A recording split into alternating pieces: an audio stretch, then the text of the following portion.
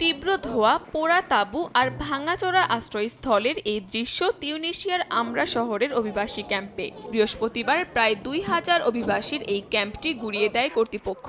এপ্রিলের শুরু থেকে এই ধরনের ক্যাম্প উচ্ছেদের প্রক্রিয়া শুরু হয়। আজকের অভিযানটি ২০২৫ সালের এপ্রিল থেকে শুরু হওয়া পূর্ববর্তী প্রচেষ্টারই ধারাবাহিকতা। তিউনিসিয়া এই বিষয়ে আর পিছু হটবে না। বিশেষ করে যেসব ক্যাম্প এরই মধ্যে ভেঙে ফেলা হয়েছে, সেখানে সাব সাহারান আফ্রিকানদের ফিরে যাওয়ার কোনো সুযোগ নেই।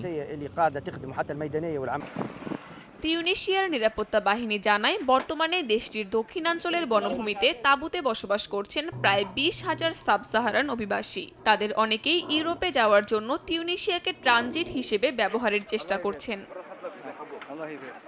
মানবাধিকার সংস্থাগুলো সরকারের এ পদক্ষেপের তীব্র সমালোচনা করেছে। তাদের অভিযোগ, সরকারি ভাষ্য ও পদক্ষেপ অভিবাসীদের প্রতি বৈষম্যমূলক। এছাড়া মানবিক সহায়তা প্রদানকারীদের বিরুদ্ধেও সরকার দমনপীড়ন চালিয়েছে বলে দাবি করে সংস্থাগুলো।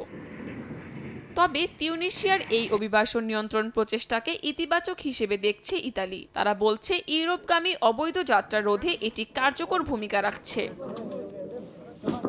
কাকলি আখতার, সময় সংবাদ।